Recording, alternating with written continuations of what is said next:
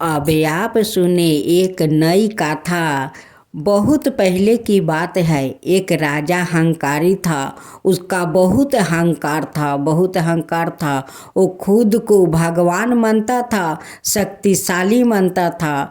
कोई औरत भगवान को पूजा करती थी, उन्हें जाकर रोक देता था कि तुम माटी के मूर्ति का पूजा क्यों कर रही हो। तुम मेरा पूजा करो तो तुम्हें सब कुछ मिलेगा। वो माटी का मूर्ति का पूजा करने से कुछ नहीं मिलेगा। वो सब भगवान को पूजा करने से सभी को वो माना कर देता था। बहुत तपस्या का बाद उस राजा का महल में एक पुतरा हुआ था, जो महल खुशी से भरा हुआ था। जब राजा का पुतरा 10 साल का हुआ तो राजा अपना पुतरा को काशी में भेज दिया पढ़ने के लिए। एक ऋषि से बोला कि इसे अच्छा से शिक्षा देना। ऋषि मुनि उस बालक को शिक्षा देना तो शुरू कर दिया, लेकिन उस बालक ने वो नरसिंह भगवान को याद किया। तब जाकर वो शिक्षा लेने को तैयार हुआ। देखते देखते राजकुमार तो विष्णु भगवान का भक्त बन गया। एक दिन राजा ओ ऋषि मुनि को अपना दरबार में बुलाते हैं और उनसे पूछते हैं, मेरे राजकुमार को अच्छे से शिक्षा देते हैं। तो ऋषि मुनि कहते हैं कि हाँ राजन, मैं तो आपका राजकुमार को मैं अच्छे से शिक्षा देती हूँ। आप अपना राजकुमार से पूछ लीजिए। जब राजा अपना पुत्रा से पूछते हैं कि बोलो सबसे बड़ा कौन है और सबसे शक्तिशाली कौन है, तो राजकुमार कहते हैं कि सब से 12 और शक्तिमान तो भगवान है। राजा सुनकर बहुत क्रोधित हो जाते हैं। कहते हैं कि मैं तुम्हें काशी में वो शिक्षा लेने के लिए भेजा था, तुम यही शिक्षा ले रहे हो कि अपने बड़े पिता को भगवान नहीं मानते, शक्तिशाली नहीं मानते और कहते हैं कि भगवान सबसे बड़ा है। कौन तेरा भगवान है, बताओ कौन तेरा भगवान है। राजकुमार जवाब देते हैं कि मेरे भगवान तो विष्णु भगवान है, वही तो मेरे शक्तिशाली भगवान है।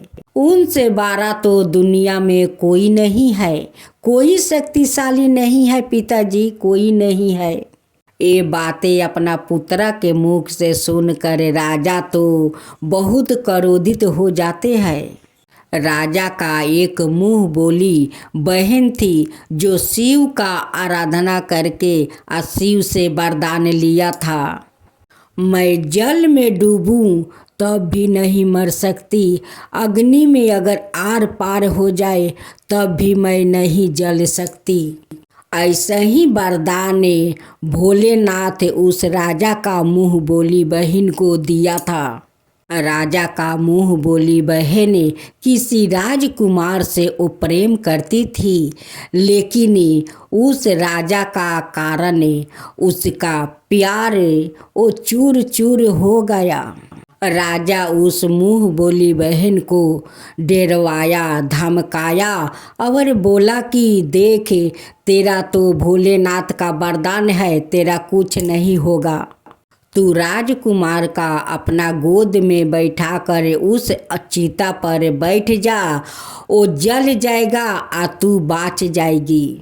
लेकिन मुंह बोली बहन अपना भाई का डर के मारे वो राजकुमार का गोद में बैठा लिया और जाकर उस अग्निकुंड में बैठ गई। उस अग्निकुंड में उनकी बहन जलकर भस्म हो गई, लेकिन राजकुमार बच गया। जिसका साथ भगवान होते हैं उसका कोई बाल भी पाका नहीं कर सकता है। जब वो प्रेमिका बारात लेकर आया तो क्या देखता है कि उनकी प्रेमिका तो जल कर भस्म हो गई है। अब तो वो बहुत उदास हो गया। और राजकुमार भी उसी अग्निकुंडों में जाकर जलकर भस्म हो जाते हैं। उसी नगर में उनकी पड़ोस के एक राजा था। वो रानी का कोई संतान नहीं था। मुंह बोली बहन जाकर उस रानी का गर्भ में प्रवेश किया और वो राजकुमार इस अहंकारी राजा का रानी का गर्भ में प्रवेश लिया। दोनों का फिर से जन्म हुआ। दोनों बहुत बड़ा हुआ। बड़ा होकर फिर से प्रेम करना शुरू कर दिया। दोनों को बहुत धाम धूम से शादी हुआ। और जब फागुन का पूर्णिमा आया तो दोनों अपने जलने के कारण वो दोनों होलिका मानने लगा। और उस दिन से वो दोनों मिलकर फागुन पूर्णिमा के दिन वो होलिका को जलाने लगा। उसका बाद वाला दिन दोनों मिलकर रंग बिरंग के गुलाल से वो रंग खेलने लगा। तब से आज तक रंग खेलना वो परंपरा चला आ रहा है। इस होली में दुश्मन भी गले लग जाते हैं। दोनों रंग खेलते हैं, गले से गले मिलते हैं। राधे कृष्णा। दोस्तों, आज आप सुनेंगे पूर्णमासी व्रत कथा। पूर्णिमा व्रत कथा द्वार पर योग में एक समय की बात है कि दशोदा जी ने कृष्णा से कहा, हे कृष्णा, तुम सारे संसार के उत्पन्न करता, पोषण और उसके संहार करता हो। आज कोई ऐसा व्रत मुझसे कहो जिसके करने से मृत्यु लोक में स्त्री को विधवा होने का भय ना रहे और यह व्रत सभी मनुष्यों की मनोकामना पूर्ण करने वाला हो। श्री कृष्णा कहने लगे, हे माता, तुमने अति सुंदर प्रश्न किया है। मैं तुमसे ऐसा ही व्रत को सविस्तार कहता हूँ। सौभाग्य की प्राप्ति के लिए स्त्रियों को द्वात्रित सत्य अर्थात 32 पूर्णिमाओं का व्रत करना चाहिए। इस व्रत को करने से स्त्रियों को सौभाग्य संपत्ति मिलती है। यह व्रत अचल सौभाग्य को देने वाला और भगवान शंकर के प्रति मनुष्यों मात्रा की भक्ति को बढ़ाने वाला है। दशोदा जी कहने लगी, हे कृष्णा, सर्वप्रथम इस व्रत को मृत्यु लोक में किसने किया था, इसके विषय में विस्तार पूर्वक मुझसे कहो। श्री कृष्णा जी कहने लगे कि इस भूंड मंडल पर एक अत्यंत प्रसिद्ध राजा चंद्रहास से पालित अनेक प्रकार के रत्नों से परिपूर्ण कार्तिक नाम की एक नगरी थी। वहाँ धनेश्वर नाम का एक ब्राह्मण था और उसकी स्त्री अति सुशीली रूपवती थी। दोनों ही उस नगरी में बड़े प्रेम से साथ रहते थे। घर में धन आय आदि की कोई कमी नहीं थी। उनका एक बड़ा दुख था, उनके कोई संतान नहीं थी, जिस वजह से वो बहुत दुखी रहते थे। एक दिन एक बार तपस्वी योगी उस नगरी में आया। वो योगी बाकी सभी घरों से भिक्षा मांग कर भोजन किया करता था, लेकिन उस ब्राह्मण के घर से भिक्षा नहीं मांगा करता था। एक दिन योगी गंगा किनारे भिक्षा मांगकर प्रेम पूर्वक खा रहा था कि धनेश्वर ने योगी को यह सब करते देख लिया। सब कार्य किस प्रकार से देख लिया। अपनी भिक्षा अनादर से दुखी होकर धनेश्वर योगी से बोला, और सभी घरों से भिक्षा लेते हैं, परंतु मेरे घर की भिक्षा कभी नहीं लेते, इसका कारण क्या है? योगी कहने लगा कि आपके धर्म में हमें इस बात की आज्ञा नहीं देता है, क्योंकि अभी आप गृहस्थ जीवन में एक सुख से वंचित है। आपके घर संतान होने पर मैं आपका घर से भी बीछा स्वीकार कर लूँगा। उन्होंने कहा कि जिसे संतान नहीं है उसके घर से भिक्षा लेने से मेरे भी पतित हो जाने का भय है। धनेश्वर यह सब बात सुनकर बहुत दुखी हुआ और हाथ जोड़कर योगी के पैरों पर गिर पड़ा। तब दुखी मन से कहने लगा कि आप मुझे संतान प्राप्ति के उपाय बताइए। आप सबर गया है, मुझ पर अबर से ही यह कृपा कीजिए। धन की मेरे घर में कोई कमी नहीं है, लेकिन मैं संतान ना होने के कारण अत्यंत दुखी हूँ। आप मेरे इस दुख का हरण कीजिए। यह सुनकर योगी कहने लगे, तुम चंडी की आराधना करो। घर पहुंचकर उन्होंने यह सारी बात अपनी पत्नी को बताई और खुद वन में चला गया। वन में पहुंचकर उसने चंडी की आराधना की और उपवास की। चंडी ने 16 दिन उसको सपने में दर्शन दिया और कहा कि हे धनेश्वर, जा, तेरे पुत्रा होगा, लेकिन उसकी आयु सिर्फ 16 बरस होगी। 16 वर्ष की आयु में ही उसकी मृत्यु हो जाएगी। अगर तुम दोनों स्त्री और पुरुष से 32 पूर्णिमाओं को व्रत करोगे तो यह शीघ्र आयु हो जाएगा।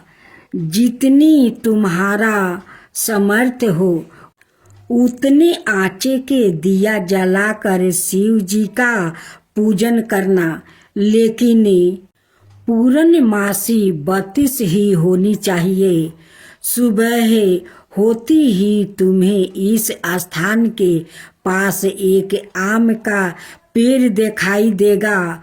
उस पर चढ़कर एक फल तोड़कर अपने घर चले जाना। अपनी स्त्री का इस बारे में बताना। सुबह स्नान होने के बाद वो स्वच्छ होकर शंकर जी का ध्यान करके उस फल को खा ले। तब शंकर भगवान की कृपा से उसके गर्भ हो जाएगा। जब ब्राह्मण सुबह उठा तो उसे उस स्थान पर आम का पेड़ दिखाई दिया और वो उसे फल तोड़ने के लिए चढ़ गया, लेकिन वो पेड़ पर चढ़ नहीं पा रहा था। यह देखकर उसे बड़ी चिंता हुई। उसने भगवान गणेश की उपासना की और कहा, हे दयानिधि, आप भक्तों के विघ्नों का नाश करके उनके मंगल कार्य को करने वाले, दृष्टि का नाश करने वाले, रिद्धि सिद्धि देने वाले, आप मुझे इतना बल दे कि मैं अपनी मनोकामना पूरी कर सकूं। इसके बाद वो पेड़ से फल तोड़कर अपनी पत्नी के पास पहुंचा। उसकी पत्नी ने अपने पति के कहे अनुसार इस फल को खा लिया और वो गर्भवती हो गई। देवी की कृपा से उसे बहुत सुंदर पुत्र पैदा हुआ। उनका नाम उन्होंने देवी दास रखा। माता पिता के हर्ष और शोक के साथ वो बाल बढ़ने लगा। भगवान की कृपा से बालक बहुत ही सुंदर था, सुशील और पढ़ाई लिखाई में भी बहुत ही निपुण था। दुर्गा जी के कथन अनुसार उसकी माता से 32 पूर्णमासियाँ का व्रत रखा। जैसे ही 16वां बगर लगा, दोनों पति पत्नी बहुत दुखी हुए, कहीं उनके पुत्र की मृत्यु ना हो जाए। उन्होंने सोचा कि अगर उनके सामने यह सब हुआ तो वो कैसा देख पाएंगे। तभी उन्होंने देवीदास के मामा को बुलाया और 1 बरस के लिए देवीदास को काशी में पढ़ने के लिए भेज दिया। 1 बरस के बाद उसे वापस लेकर आ जाना। देवीदास अपने माता के साथ एक घोड़े और सवार होकर चल दिया। उसके मामा को भी यह बात पता नहीं था। दोनों पति पत्नी से 32 पूर्णमासिया का व्रत पूरा किया। तीसरी तरफ मामा और भांजा दोनों रात गुजारने के लिए रास्ते में एक गांव में रुके। उस दिन उस गांव में ब्राह्मण की कन्या का विवाह होने वाला था। जिस धर्मशाला में वर और बारात के बाकी लोगों रुके हुए थे, उसी धर्मशाला में देवीदास और उसका मामा ठहर गया। उधर कन्या को तेल आदि चढ़ाने के बाद जब लगन का समय आया तो वर की तबीयत खराब हो गई। वर के पिता ने अपने परिवार वालों से विचार विमर्श करके कहा कि यह देवीदास मेरे पुत्र जैसे ही है, मैं इसके साथ लगन करा दूं और बाद में बाकी सारे काम मेरे बेटे के साथ पूरा हो जाएंगे। ऐसे कहने के बाद वर के पिता देवीदास को मांगने के लिए उसके मामा के पास गया और उन्हें सारी बात बताई। मामा ने कहा कि कन्यादान में जो कुछ भी मिलेगा वो हमें दे दिया जाएगा। वर के पिता ने बात स्वीकार कर ली। इसके बाद देवीदास का विवाह कन्या के साथ संपन्न हो गया। इसके बाद वो अपनी पत्नी के साथ भोजन ना कर सका और मन में विचार करने लगा कि ना जाने यह किसकी पत्नी होगी। यह सोचकर उसकी आंखों में आंसू आ गया। तब वधू ने पूछा कि क्या बात है, आप उदास क्यों है। तब उसने सारी बात पत्नी को बता दिया। तब कन्या कहने लगी, यह ब्रह्म विवाद विपरीत है। आप ही मेरे पति है, मैं आपकी पत्नी हूँ और रहूंगी, किसी अन्याय की कभी नहीं। तब देवीदास ने कहा, ऐसा मत करिए क्योंकि मेरी आयु बहुत कम है, मेरे बाद आपको क्या होगा। लेकिन उसकी पत्नी नहीं मानी और बोली, स्वामी आप भोजन कीजिए। दोनों रात में सोने के लिए चले गए। सुबह देवीदास ने पत्नी को 4 नागों से जोड़ी एक औंठी दी और एक रुमाल दिया और बोला कि हे प्रिय, इसे लो और संकेत समझकर अस्थिर चिंत हो जाओ। मेरे मरण और जीवन जानने के लिए एक पुष्पा बटिका बना लो, उसमें सुगंधी वाली एक नवमल्लिका लगा लो, उसको प्रतिदिन जल से सींचा करे और आनंद के साथ खेलो कूदो। जिस समय और जिस दिन मेरा मृत्यु होगा उस दिन यह फूल सूख जाएगा। जब यह फिर से हरे हो जाएगा तो जान लेना मैं जीवित हूँ। यह समझकर वो वहाँ से चला गया। इसके बाद जब वर और बाकी बाराती मंडप में आए तो कन्या ने उसे देखकर कहा कि यह मेरा पति नहीं है, मेरे पति वो है जिनके साथ रात में विवाद हुआ है। इसके साथ मेरा विवाह नहीं हुआ है। अगर यह यही है तो यह बताए कि मैंने इसके क्या दिया है। साथ ही कन्यादान के समय को आभूषण मिले उन्हें दिखाया। कन्या की यह सारी बातें सुनकर वो कहने लगा कि मैं यह सब नहीं जानता। इसके बाद सारी बारात भी अपमानित होकर लौट गई। भगवान कृष्णा बोले, हे माता, इस प्रकार देवीदास काशी चला गया। कुछ समय जब बीत गया तो एक सर्प उसको डांसने के लिए वहां आया, लेकिन वो उसको काट नहीं पाया क्योंकि उसकी माता ने पहली ही 32 पूर्णिमा का व्रत कर लिया था। इसके बाद खुद काल वहां पहुंचा। भगवान की कृपा से तभी वहां माता पार्वती और भगवान गणेश आ गए। देवी दास को मूर्छित दशा में देखकर माता पार्वती ने भगवान शिव से प्रार्थना की कि महाराज, इस बालक की माता ने पहले ही 32 पूर्णिमा के व्रत कर लिया है, आप इसको प्राण दे। भगवान शिव ने माता पार्वती के कहने पर उसे प्राण दान दे दिया। उधर उसकी पत्नी उसके काल की प्रतीक्षा कर रही थी। उसकी पत्नी ने जाकर देखा कि पुष्पा और पात्रा दोनों ही नहीं है तो उसको बहुत आश्चर्य हुआ। और जब उसने देखा कि पुष्पा वाटिका फिर से हरी हो गई है तो वो समझ गई कि उसका पति जीवित हो गया है।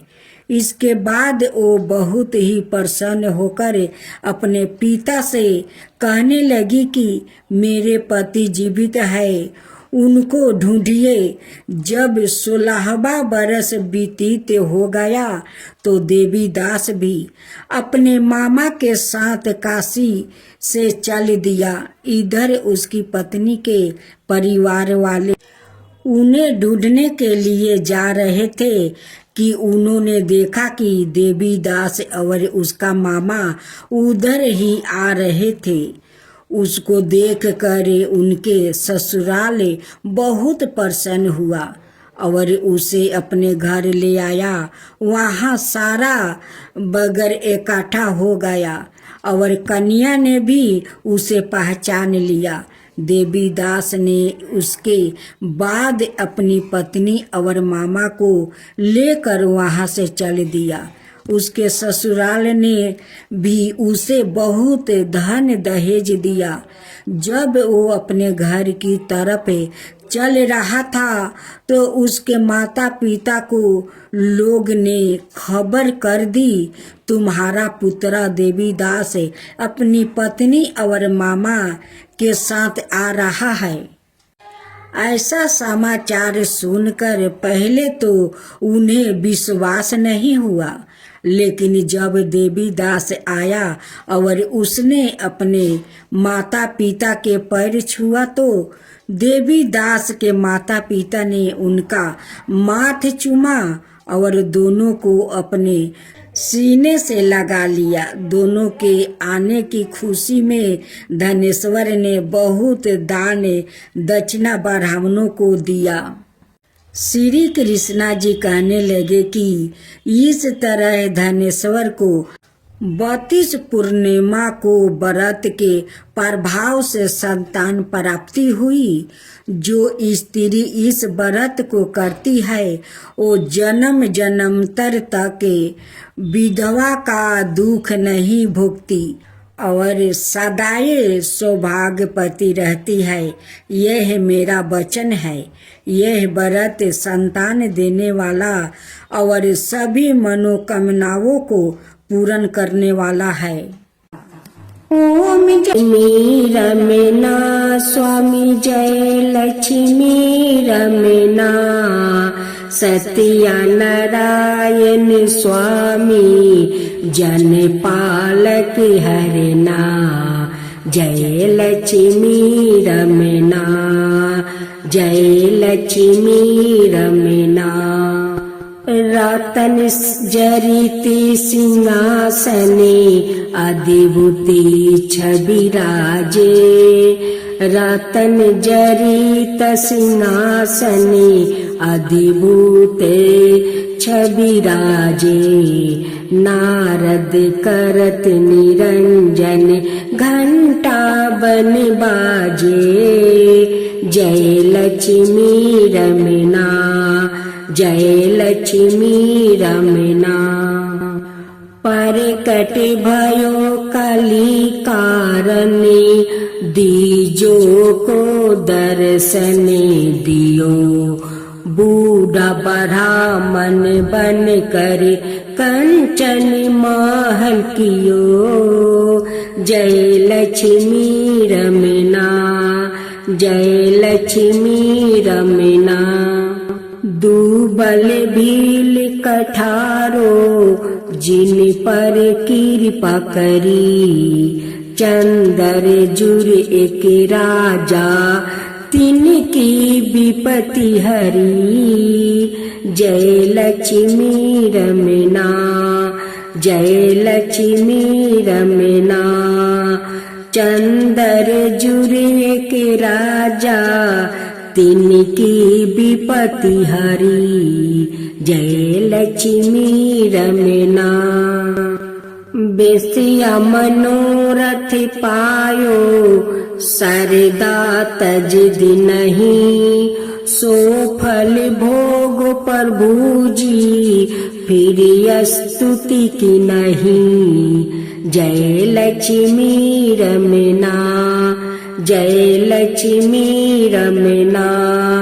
भाव भक्ति के कारण छिन छिन रूप धरो भाव भक्ति के कारण छिन छिन रूप धरो श्रद्धा धारण की नहीं तिनको काज सरो जय लक्ष्मी रमना जय लक्ष्मी रमना।